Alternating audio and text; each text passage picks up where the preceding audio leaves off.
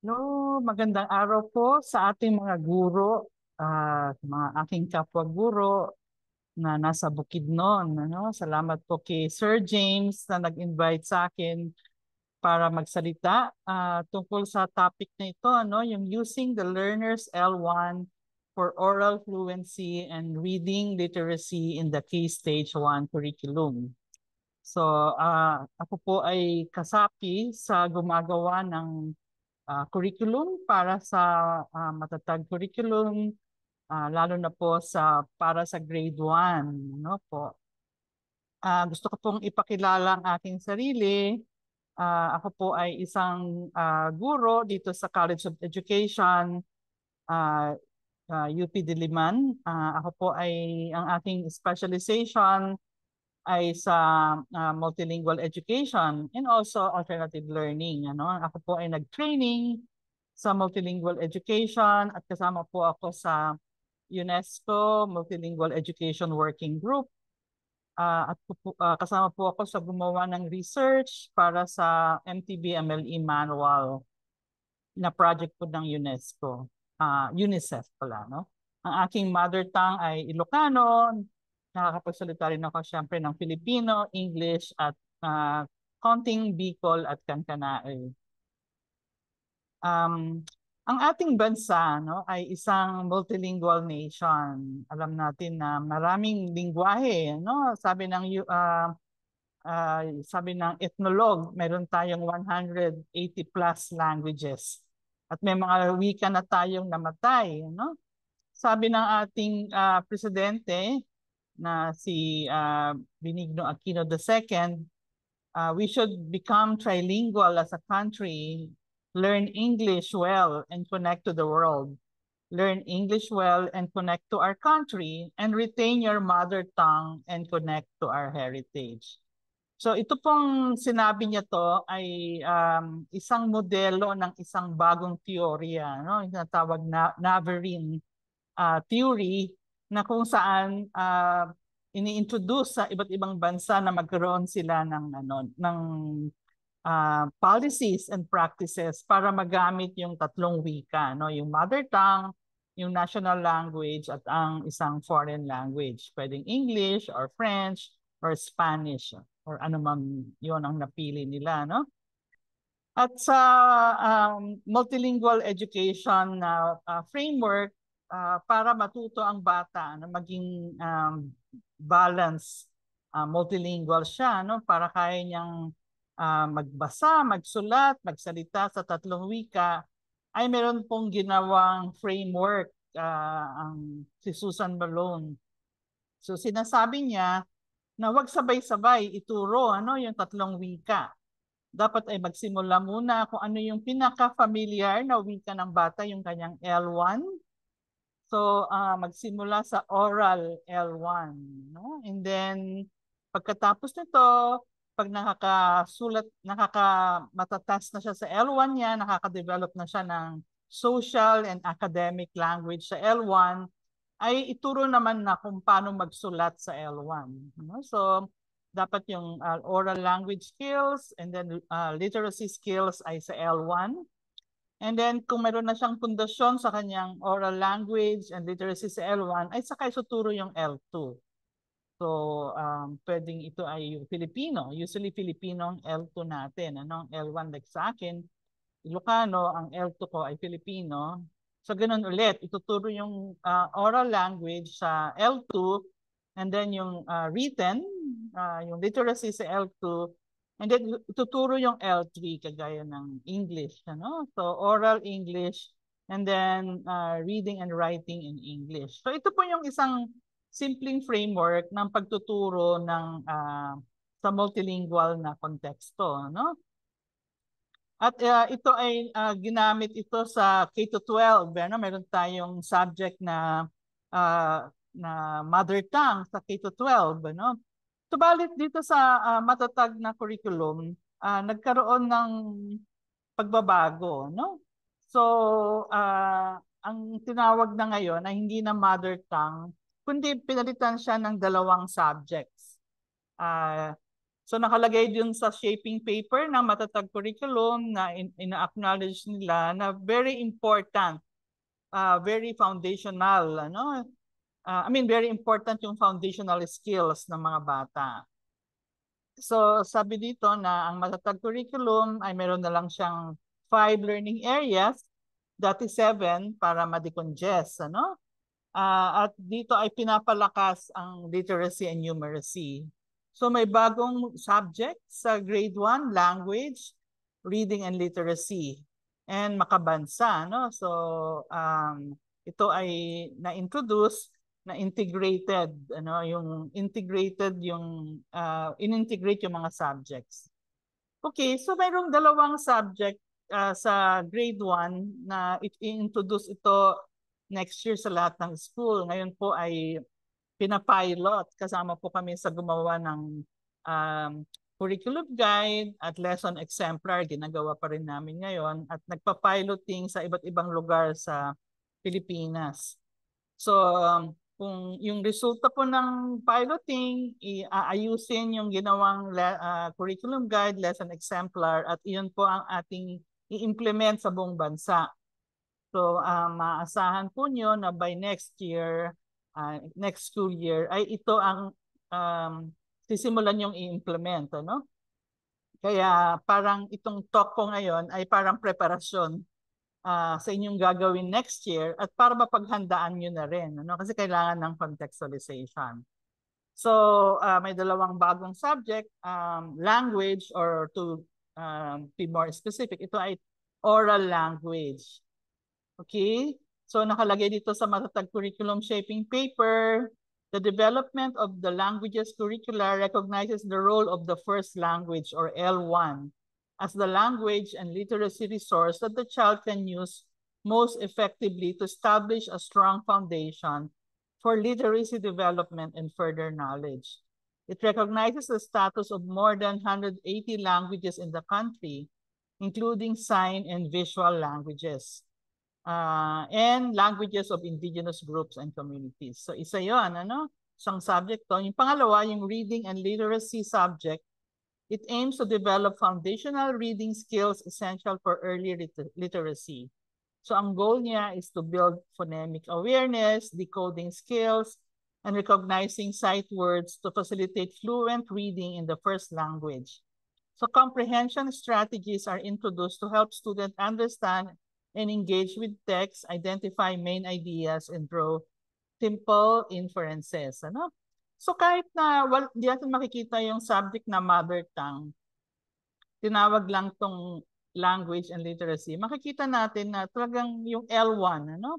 Yung L1 ng bata ay very foundational. So ngayon po parang medyo flexible ang application ng L1 na dati kasi ano ba yung lingua franca, ngayon ay ano yung sinasalita ng mga bata. Kasi sa research na ginagawa, may mga lugar na akala ng mga tao ay yun ang L1 ano, ng mga bata doon. Kunyari, example, yung Yakan community. Pero nung in-interview nila, kinausap nila yung mga bata, hindi na pala ginagamit yung kanilang native language. Ano? Kaya dito sa Matatag Curriculum, kung ano yung ginagamit ng mga bata, yun ang gagamitin. Ano? So L1 or child's L1. No? So ito yung learning area competencies or learning area standards. Makikita po nyo yan, naka-upload na po yan sa DepEd website. Ngayon, bilang kasama sa gumawa ng curriculum guide, ang logic, ano? Ang logic po ng dalawang subject na to ay nakabase sa tinatawag na two-track approach. So ang pagtuturo ng pagbabasa, pagsusulat ay base sa tinatawag na two-track method or two-track approach. Ano? Nung unang panahon, di ba, nung ako, kagaya ko, ang pagtuturo ng pagbabasa ay puro drills. I-memorize mo to. Okay, practice, paulit-ulit, repetition. Ano? So medyo parang nakaka-tense. Ano? Kung mali, yung bata, papaluin ka ng teacher sa kamay. Ano? Pero later on, nagkaroon ng bagong research sa pagtuturo ng literacy at nakita nila na importante na ang bata ay hindi lang siya matutong magbasa, kundi matuto niyang mahalin ang pagbabasa, maging part ito ng buhay niya. At dapat mahalaga na naiintindihan niya yung kanyang binabasa at nade-develop yung kanyang language skills. So hindi lang yung pagbabasa, kundi mas mahalaga yung language skills, yung kasi yung oral language kasi foundational to, no? So mamaya ipapaliwanag ko to, no? So may dalawang track. So as a teacher, kung magtuturo sa kindergarten and grade 1, kung magtuturo ka sa pagbabasa, ay dapat gawin mo tong dalawang tracks na to, no? Yung meaning track and yung accuracy track. So pwede na yung Monday, meaning track, Tuesday, accuracy track. Or pwedeng sa first subject, meaning track, and then second subject, accuracy. So hindi sila paghalo-haluin. Ano? Sa matatag curriculum, yung meaning track, yun na yung language. Okay, language subject. Tapos yung accuracy track, ang equivalent nun ay yung reading and literacy. Okay? Pero ganito po yung framework nito. So, for example, kung may mga speaking, kung meron kayong lesson on speaking, kung sa meaning track, okay, ang importante sa bata ay magsalita siya, no? Mag-communicate siya ng thoughts niya. Kahit na ano, kunyari, pagsasalitain mo siya, ikwento niyo nga kung anong nangyari nung bakasyon, ganyan, ano? So, you are developing their speaking skills na freely, hindi yung natatakot siya na tama ba yung grammar ko, tama ba yung sentence ko, ano?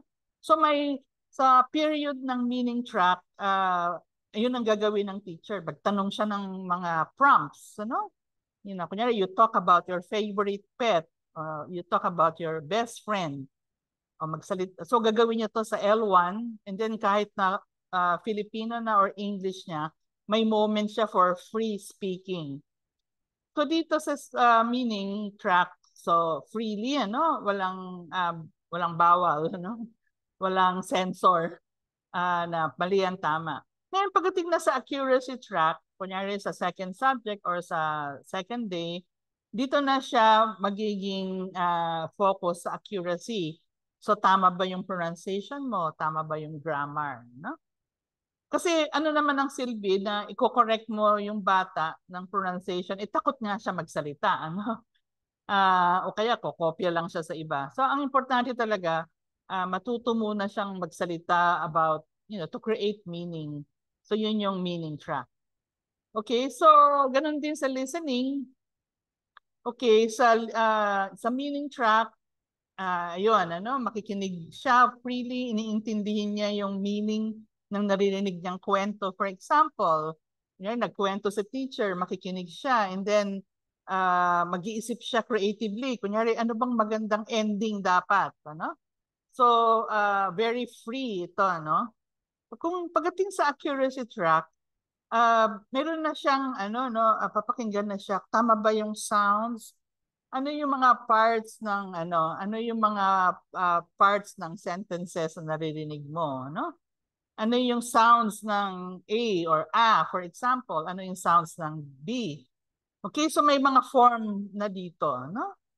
Sa unang listening, sa meaning track, very creative, i-apply mo sa buhay mo. Sa accuracy track, makikinig ka pero i-distinguish mo na kung ano yung mga forms na tinuturo ng teacher. Kunyari, pakinggan mo nga alin dyan sa kwento ang mga action words. Ano yung mga verbs or action words. Alin sa kwento ang mga pangalan or noun. So, yun yung accuracy. Pagdating naman sa reading, sa meaning track, magbabasa sila, yung mga bata, to understand the story. Okay, to get the meaning. Pwedeng ang babasahin nila ay yung picture, wordless book, ano? Or kahit na mali-mali yung pagbabasa nila, basta nag-gets nila yung meaning. Basta ibig sabihin, nag-attempt silang magbasa.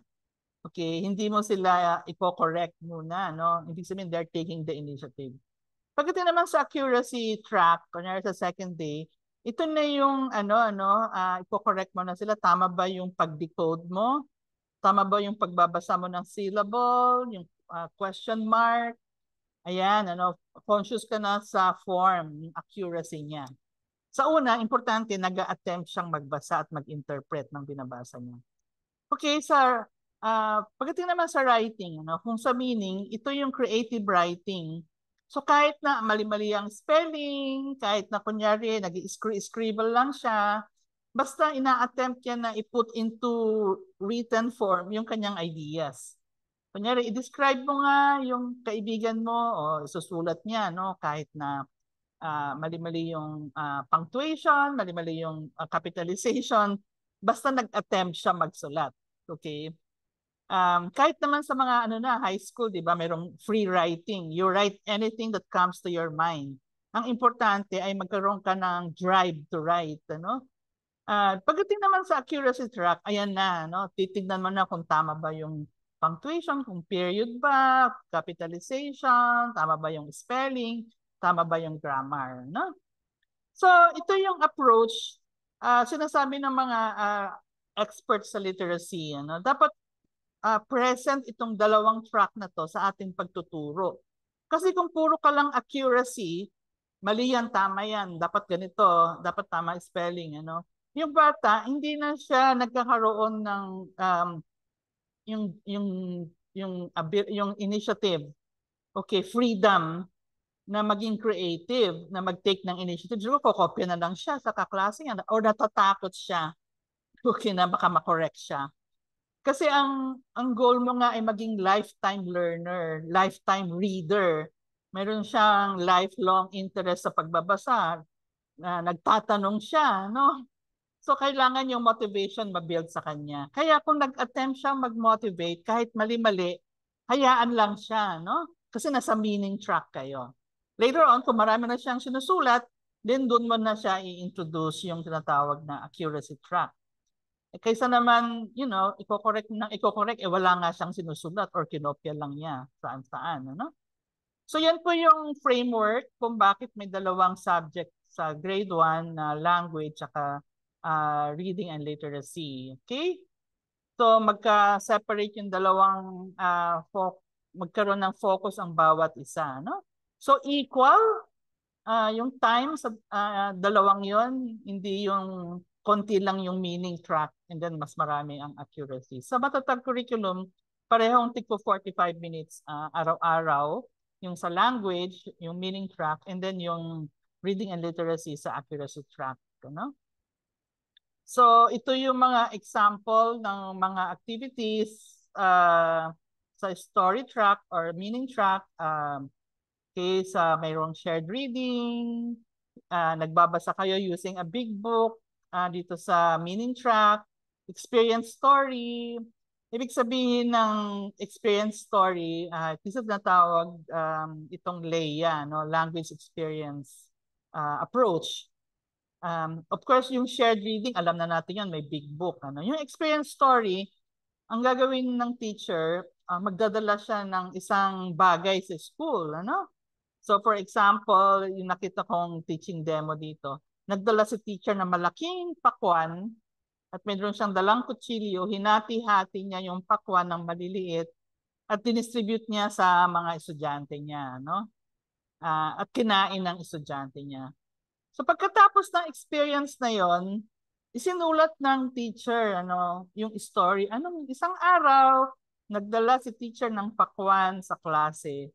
Tapos yung estudyante ang magsasabi kung ano yung nangyari una, hinati ni teacher yung pakwan sa maliliit na piraso. Pangatlo, so isusulat ng teacher sa Manila paper yung kwento. Tapos pag nabuo na yung kwento na galing sa mga estudyante, sa kanila babasahin yan, ipopost nila yan sa blackboard para babasahin ng teacher. Okay? So, nade-develop yung, nagiging involved yung bata sa even paggawa ng kwento. So, listening story, reading alone, creative writing, and then games and activities. Pagdating naman sa primer track, mayroong breaking and making. I think tinuturo to sa inyo sa LAC session. So, pipili kayo dun sa may picture, kunyari kung anong sound ang tinuturo. Kunyari, teacher ng letter A, kunyari, Ana ang pangalan. Si Ana ay naglalaro ng bola. So, mayroong system, na si Ana muna naglalaro ng bola and then pahahabain and then may breaking. So isang strategy ito na tinuturo sa mga training, no?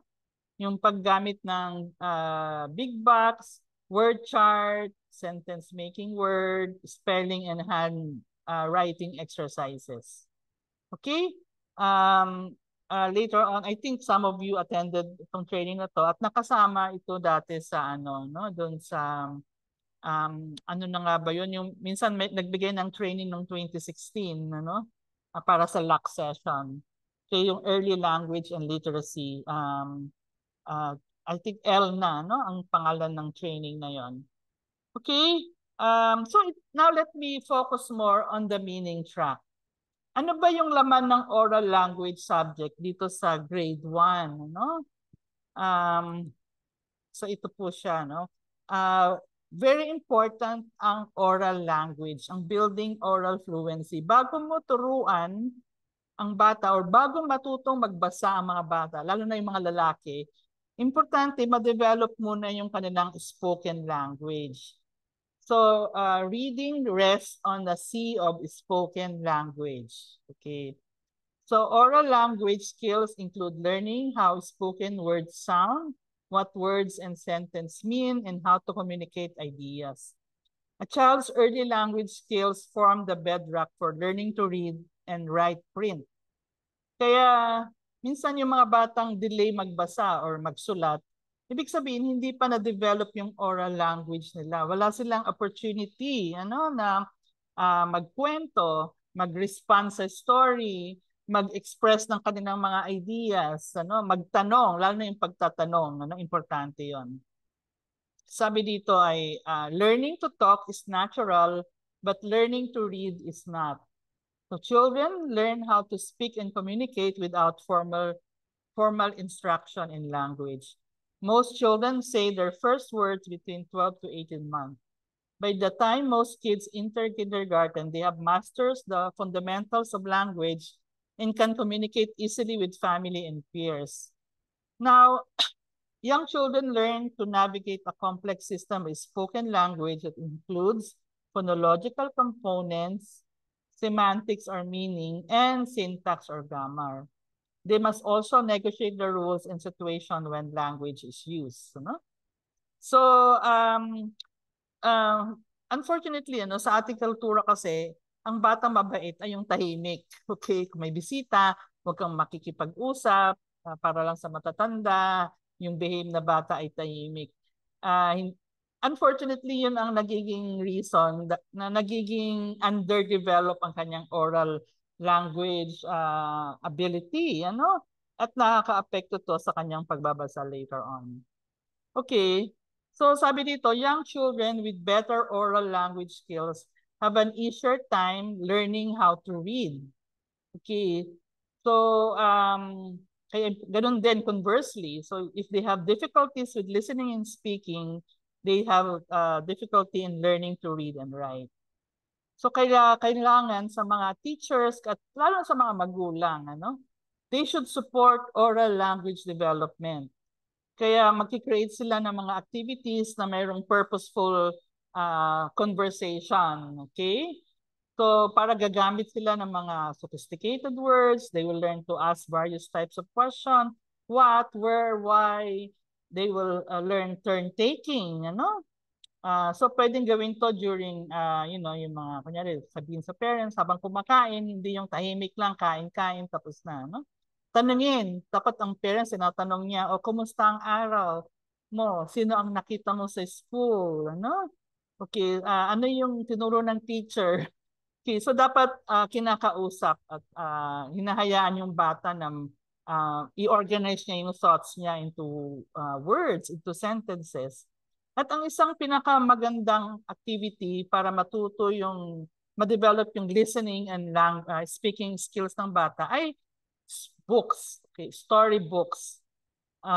Kaya dapat ay binabasahan sila ng big book or small book or pwedeng ipa-download sa magulang yung mga storybooks na matatagpuan online at basahin sa mga anak nila at hayaan yung anak nila na na magsalita habang nagbabasa. I mean, in response to what they read, no? So, ito yung mga advantages, okay? If we emphasize oral language, okay, ayan, ano? Sorry. So, it benefits yung mga batang nagkakaroon ng reading delay, especially boys, or yung mga batang kukonte ang mga opportunities for reading at home, yung weak ang literacy, yung mga batang marginalized na walang nagtuturo, kumakausap sa kanila sa bahay, ano? It's also through oral language dahil nagiging maraming opportunity for speaking, conversation, asking question, ay nagkakaroon ng mga confidence yung bata. Kasi kung bago ka magbasa, dapat confident ka muna sa sarili mo. Kasi mahirap magbasa, no? Siguro hindi ko na maalala your first experience in reading, ano? It really takes a lot of confidence. So kailangan i-develop itong confidence na to sa mga bata. It also allow the children to feel na ay matalino pala ako, marami kong alam, ano? Kasi kung magsusulat ka ng essay later on, kung wala kang original ideas, hindi ka makakasulat ng essay. Okay? So essay writing starts with or sharing of ideas in verbal through oral language. Kaya kung sabihin mo, ikwento mo nga sa akin ano ang ginawa mo nung bakasyon. Okay? So, nagpunta kami sa lolo ko, nag-swimming kami sa river or sa ilog, yan, nagluto kami. Okay, so kinikwento ng bata yon, ano? Kaya later on, pag mayroon ng activity na write an essay about your vacation, okay? Kaya yung bata, kung wala siyang opportunity na magkwento tungkol sa vacation niya orally, later on, pag magsusulat siya ng essay about vacation, nahihirapan siya mag-generate ng ideas. Ano? Kaya mamaya, kokopya na lang siya. So, nakikita niyo, no, yung pag-generate ng ideas, original ideas especially, no, later on, paggagawa kayo ng college na siya, marami siyang report, or kung magtitesis na siya, no? Kaya minsan, kaya nahihirapan yung mga estudyante na to write report, to write reflection paper, kasi they were not given enough time to express them through oral language. Okay? So, isa yan sa i-develop sa language course, and also paano mag-solve ng problem, ano? So kunyari magso-solve siya ng kunyari multiplication. So sasabihin ng bata kung ano yung step niya. Una kong gagawin ay isusulat ko kung ano ba yung mga number na kailangan, ano? So bine-verbalize niya yung process. Okay, yung nasa thought process niya, bine-verbalize niya. Para later on, kung magsusolve na siya, magbabasa na siya ng word problem sa math, alam na niyang gagawin. Ano? So nauna yung verbal before the written. And then, dahil sa language subject, maraming stories dito. Ano? Maraming kwento, mga isa o dalawang kwento every week. Okay? So, yun yung ginagawa namin sa lesson exemplar. Marami kaming ibibigay na links sa mga stories. So, habang nagbabasa sila, may shared reading or experience reading, ayan, nagkakaroon ng motivation and interest yung bata para magbasa rin siya. Okay? At para matuto. No? So, nagiging very motivational ang oral language nito. Kaya yung learning competencies ng language na i-implement nyo later on, ito yung mga subdomain. In that subject, matuto silang magsalita to interact with others, paano mag-follow ng instructions sa teacher, paano magtanong, paano yung greetings, paano mag-request, ganyan, mag-seek ng help. Mayroon ding subject for developing and expressing ideas. So matututo silang magkwento, mag-narrate. Ito yung narration skill. narrate about their family, to narrate using action words, describing words, okay? To narrate, compare and contrast. Remember, itong subject na to ay oral language, ano? Kaya yung compare, contrasting, cause and effect, sasabihin nila to, dapat magawa nila orally. And then meron ding subdomain on appreciating languages. So dito, matututo silang mag-greet. Ano ba yung languages ng mga kaklase ko? Dito sa amin, sa lugar namin, kunyari Zamboanga, may Tausug, may Chabacano, mayroong Bisaya. So, papag-usapan nyo ng teacher, ano yung paano mo sasabihin yung good morning sa Tausug? Paano sa Bisaya, no? So dito sa subject na to, magiging aware sila sa mga iba't ibang languages na sinasabi sa paligid nila, no? Yung ginagamit ng classmate. So that they will become curious. Ano kaya sabihin yung good night sa Tausug? Ganyan. So that when they start learning Filipino and English, maging curious din sila. Okay, so we are developing interest, curiosity sa languages so that to prepare them, pagdating sa English or sa Filipino later on. And then merong interacting with text and creating text. So they will learn to interpret ano yung mga nakikita nilang emoji, yung mga road signs, yung mga yan, yung mga napapanood nila sa YouTube, for example, And then they will learn to stories. So sasabihin nila yung sequence ng event, so nagkikwento sa teacher, isi-sequence mo nga ano yung tatlong major event, ano yung nauna, gitna at huli, And then i-drawing nyo nga, mag-drawing nga kayo, i-drawing nyo yung pakiramdam nyo pagkatapos mabasa itong story na to. So they will create text, through drawing, pwede ring performance, okay? And then, ano kaya yung possible ending ng story na yan? So ito po yung mga oral language competencies na kasama ng language curriculum. Okay? Ayan. Okay, so pag teacher kayo at nandun kayo sa meaning track, kunyari Lunes, meaning track, o kaya first period meaning track, ang importante ay ituro nyo sa mga estudyante nyo na sila ay magsalita, okay? Mag-produce ng meaning, mag-share ng meaning, mag-share ng thoughts, okay? And hindi importante na tama o mali. Importante ay mag-produce sila ng ideas nila. Ang importante rin sa meaning track, you build motivation and confidence.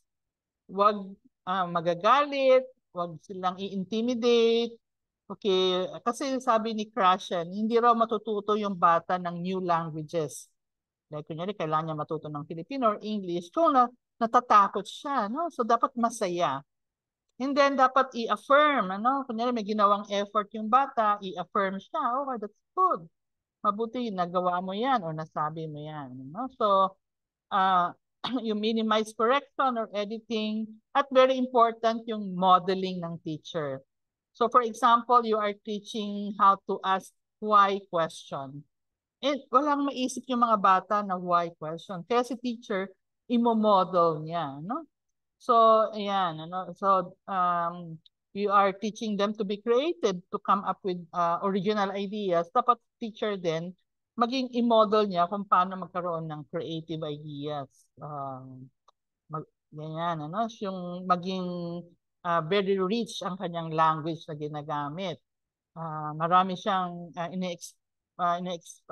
ini-expose niya yung mga bata sa mga ideas na hindi nila alam dati, So, so as I said earlier, na very important ang pagbabasa ng storybook, big book sa mga bata, Part ito para to develop yung oral language skills, listening skills, speaking skills, and pati reading and writing. So, paano ba mag-story? Babasahin mo ba kaagad yung kwento? So, I'm sure kung nag-training na kayo dati, importante, bago ka magbasa ng story, may unlocking muna, So doon sa lesson exemplar namin na ginagawa, meron muna sa umpisa, no? Ano ba yung difficult words? Kunyari, pollination. Kasi pwedeng, kunyari, may term doon tungkol sa, ano ba, tungkol sa, meron kang tinuturo na tungkol sa weather, okay? So i-unlock mo, no? Tag-ulan, ganyan, o bumaha. Lalo na kung hindi naman familiar sa kanila yung mga terms na yon. Okay? So unlock difficult words, you unlock them using their language, ano? So magbigay ka ng background knowledge. Okay? So kunyari ang ikakwento mo ay yung kwento ng gamo-gamo, ano? Na hindi siya sumunod sa nanay niya kaya nahulog siya sa may ilaw, okay? So i-unlock mo yung difficult words. Ano ba yung gamo-gamo? Ano to sa English? Ano ba yung kandila? Bakit yung iba gumagamit ng kandila? And then background knowledge. Okay, bakit tayo nagsisindi ng kandila? Ano ang gamit nito, no? Okay, and then activate prior knowledge. Ask them, nakakita ka na ba ng gamo-gamo? Mga ganyan, ano? And then read the title. So ang ating kwento ngayon ay ang title niya ay ang kandila, ang gamo-gamo at ang lampara, no, o kandila. So mayroon ka na bang experience tungkol sa pagsisindi ng kandila, for example? Okay? O kaya ang kwento ay tungkol kay Pagong at saka kay ano nga ba to, kay Unggoy. Ano, nakakita ka ba ng Pagong? Nakita ka na ba ng unggoy? No? So when you read, kailangan i-introduce mo to. You whet their curiosity. Okay? And then, magtanong ka na, no? Ano kaya ang, no?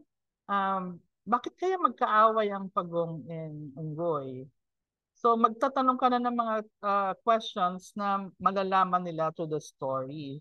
Kasi importante na nag-iisip na sila, nag-i-imagine na sila, no? Okay, and then very important na lalo na kung yung big book na babasahin mo ay sinulat ng teacher nila or principal sa inyo, no? Mahalaga na ituro nyo ang title ng ating big book ngayon ay ito at ang sumulat ay si Sir, Sir James Gaye at siya rin ang illustrator kung sino yung nag-drawing, ano? Ayan, so makita nila na parang nakaka-connect sila. Ay, sinulot pala to ng teacher ko, no? Nagkakaroon sila ng bonding sa teacher nila na siya yung gumawa ng libro para sa kanila. Okay? And then, minsan, ang ginagawa ng ibang teacher, bago nila ikwento, ipapakita na nila yung mga pictures. Then sabi, then let them imagine, ano nangyayari? Bakit tumatakbo? Bakit tagahabulan si Pagong at saka ba't nagagalit si Unggoy kay Pagong, ano? So ipakita mo na yung mga ibang picture para mag-isip na sila. Kasi ang importante sa reading is they become imaginative and creative. Because if they become curious, then magtatanong sila. Kasi nga ang objective ng teacher, magsalita yung estudyante, magtanong, mag-interact. Okay? Ayan, So, pagkatapos niyan, ito na, So, pag nagbabasa ka na during the reading of the story, buksan yung first page of the story, and then ituro muna yung picture, and then read the text. Basahin yung nakasulat doon ng text. And then, move the pointer smoothly, hindi yung itutusok-tusok, Dapat smooth yung pagturo mo, you can use a pen, ganyan, any pointer. Okay? And then every now and then, ang gagawin ng teacher habang nagbabasa siya, ay tatanungin niya, what do you think will happen next? Okay, what do you think will happen next? Kasi ang isang skill na dinidevelop mo sa mga bata, part ito ng critical thinking, is the ability to predict. Okay? Ability to predict what will happen. So prediction skill is part of the critical thinking skills. Kaya tatanungin mo yan every now and then. Hindi yung basa ko lang ng basa ng kwento hanggang the end, no? And then habang nagbabasa sila, ask them, motivate them to engage with the story, ano? Bakit kaya niya ginawa yan?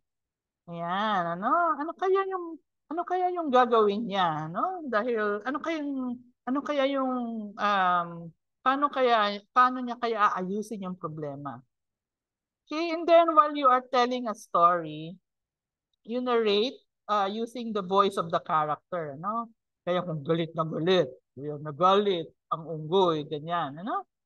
Ay, maawa po kayo sa akin, ganyan, ano? So, iba-ibahin niyo yung boses.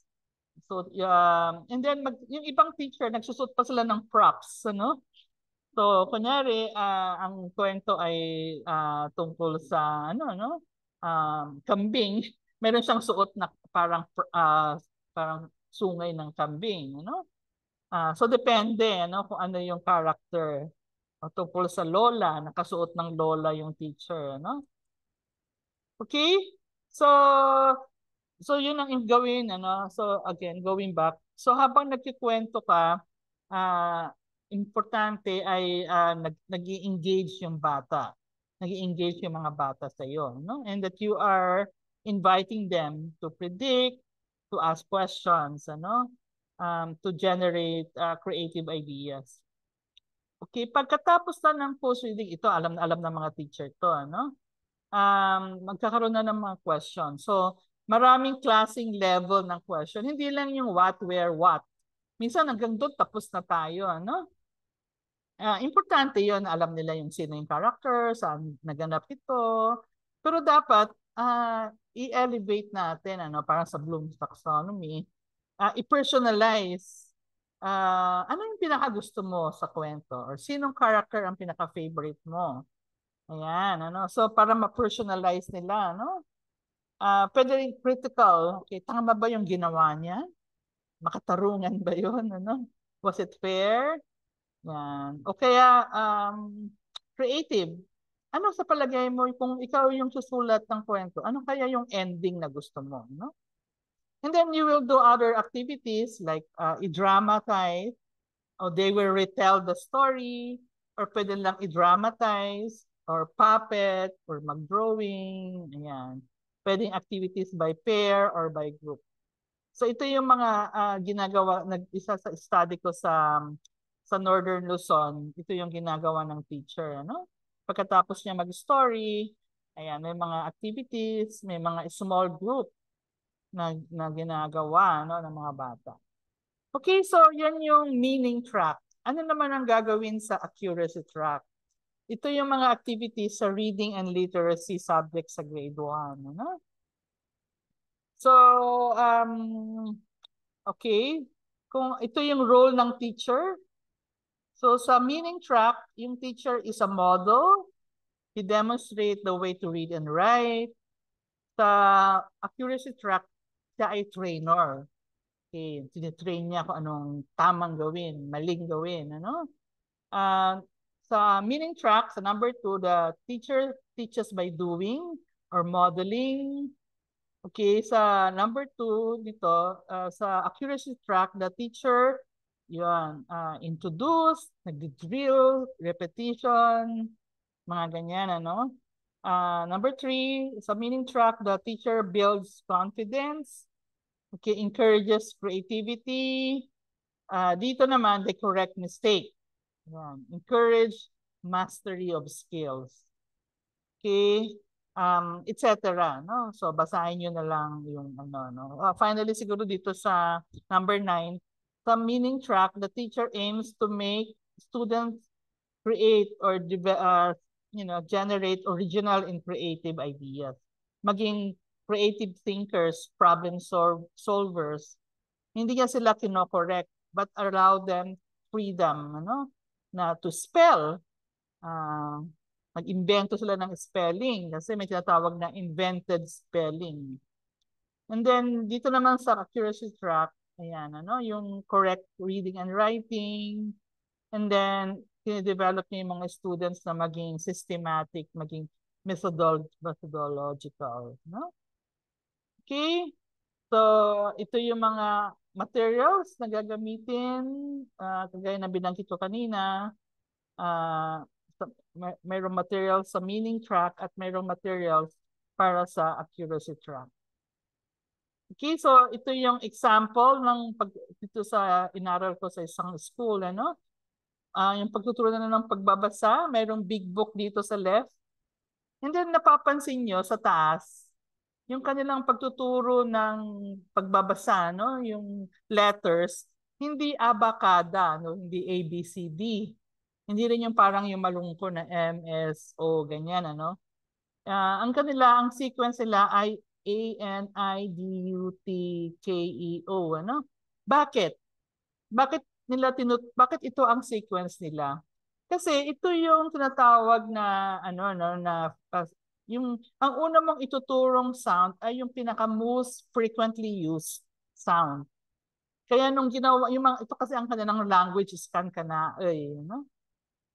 Kaya nung inaraw nila yung kumuha sila ng 500 words na Kankanaey, binilang nila, no? Ano bang letter or sound ang lagi-laging ginagamit?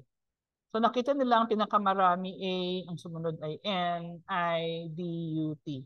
So they started teaching reading based on the most, from the most frequently used sounds and letters. Because pag sinimulan mo yung mga most frequently used sound, mas marami kang mako-form ng mga words na babasahin ng mga bata. Okay? So, kaya ito yung blackboard ng grade 1 teacher. Sa taas, yung tatawag nilang anidot, kasi nga ito yung sequence sa Kankanaey. So, pangalawa, pag nagturo na sila ng Filipino, yan, M, S, A, I, O, B. So, ito yung marungko. And then, pag nagturo sila ng English, yan naman sa baba yung sequence. Ano? So, ayan, ano? So, pag yan, kung magtuturo ka, ang L1 ay Binisaya, makikita natin doon sa DepEd materials ng Binisayang Sinagbuanon, ito yung sequence. Okay, so MA, ayan, ano? So hindi kagaya sa Marungko, ano? Or sa Kancanaey. Kaya kung magtuturo ng letters, I think marami kayong experience dyan. Ayan, teaching letter sound. Oops, sorry. Kaya dapat mayroong poster, ano? Ito yung sound, yung letter, lizard sa English, ano? So dapat mayroong object na interesting to represent that sound, may picture, and then letter sound in context, ano? So ito. And then nakikita dito yung ginagawa ng lizard, ano? And then may kanta.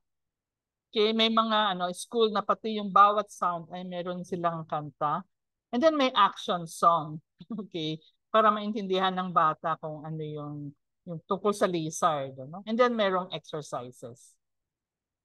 Okay? So, let me close with this idea. Ayan, ano? So, predictor for literacy, oops, sorry. Predictor of literacy in higher grades. Okay, sabi nila, according sa isang study, yung mga bata na nagiging reader, magaling na reader, lifetime reader, ay dapat sa high school na, no? Kasi study to sa mga kumuha ng PISA, no? Para maging strong reader na siya for life at lifelong learner siya. Kailangan ang reading program sa school ay very motivational. Nagbabasa sila dahil hindi lang makakuha ng mataas na grade, kundi dahil nag-i-enjoy sila. Okay? So dapat they enjoy reading, they are motivated to read. Kaya yung nakikita ko sa isang school, yung mga big books na ginawa ng teacher or mga ibang teachers nandun sa isang corner na sa library para kung tuwing break time ay babalikan ng mga estudyante kahit grade 4 na siya, babalikan pa rin nila. They have academic self-confidence. Hindi sila natatakot magtanong, mag-isip ng ideas, mag-suggest, non-verbal reasoning skills, and then, ayan, yung nakikita ito sa pagsosolve ng problem. Home literacy resources. Kaya maganda na pag may mga PTA kayo, turuan nyo yung mga teachers gumawa ng small books, ano? Or ipa-download nyo sa mga cellphone nila yung mga stories na ginawa para babasahin ito ng mga bata. Okay, so let me stop here and I would accept kung may mga tanong. Ano? So ito po yung mga ating ma-anticipate na laman ng matatag curriculum para sa language subject at sa reading and literacy skills. So marami pong salamat at I wish you the best as you continue to teach your children to be lifelong learners and critical thinkers. Salamat po.